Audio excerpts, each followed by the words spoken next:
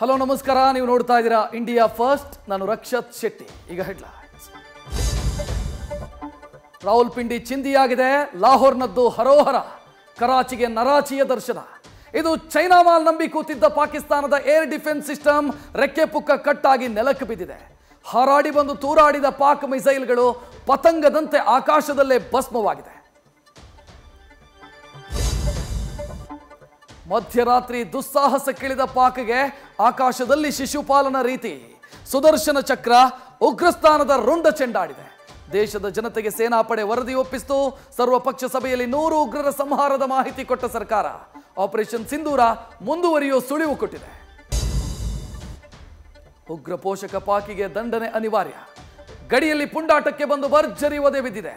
SCALP ಮತ್ತು ಬ್ರಹ್ಮೋಸ್ ಕ್ಷಿಪಣಿಗಳು ವೈರಿಯ ನಡ ಮುರಿದಿದೆ. ಪರಿಸ್ಥಿತಿ ಕುರಿತು ಮೋದಿ ದೋವಲ್ ಇವತ್ತು 2 ಬಾರಿ ಚರ್ಚೆ ನಡೆಸಿದ್ರು. ಉತ್ತರದ 16 ಏರ್ಪೋರ್ಟ್ಗಳಿಗೆ ಬೀಗ ಬಿದ್ದಿದೆ. ಎಂಥ ಬಂಡವಾಳು ಇವಕ್ಕೆ. 5 ಫೈಟರ್ ಜೆಟ್ಟು, 2 ಡ್ರೋನ್ ಹೊಡೆದಿದ್ದೀವಿ ಅಂತಂದ್ರು. ಸಾಕ್ಷಿ ತೋರಿಸಿ ಅಂತಂದ್ರೆ ಸೋಷಿಯಲ್ ಮೀಡಿಯಾ ನೋಡಬೇಕಂತೆ. ತಲೆ ಹಣ್ಣಾದ ಖ್ವಾಜಾ ಆಸಿಫ್ ಉಗ್ರರ ಕ್ಯಾಂಪ್ ಮೇಲೆ ದಾಳಿ ಸತ್ಯ ಅಂತ ಒಪ್ಕೊಂಡ್ರು. ಇವರ ಮಾತು ಕೇಳಿ ಪಾಕ್ನ ಜನ ಹಣೆ ಹಣೆ ಚಚ್ಕೊಂಡ್ರು. ಇದು ನಾಡಿನ ಹೆಮ್ಮೆ. ಆಪರೇಷನ್ ಸಿಂಧೂರ ಸಫಲತೆಯನ್ನು ವಿಶ್ವಕ್ಕೆ ಸಾರಿದ್ದು ಕರ್ನಾಟಕದ ಸೊಸೆ. ಕೊಂಡೂರು ಗ್ರಾಮದಲ್ಲಿರೋ ಸೋಫಿಯಾ ಮಾವ ಹೆಮ್ಮೆಯಿಂದ ಬೀಗಿದ್ರು. ಇತ್ತ ರಾಜ್ಯ ಭಾರೀ ಕಟ್ಟೆಚ್ಚರ ವಹಿಸಿದೆ. ಅಣೆಕಟ್ಟು, ವಿದ್ಯುತ್ ಸ್ಥಾವರಗಳಿಗೆ ಕೈಗಾರಿಕಾ ಭದ್ರತಾ ಪಡೆ ರಕ್ಷಣೆ ನೀಡಿದೆ.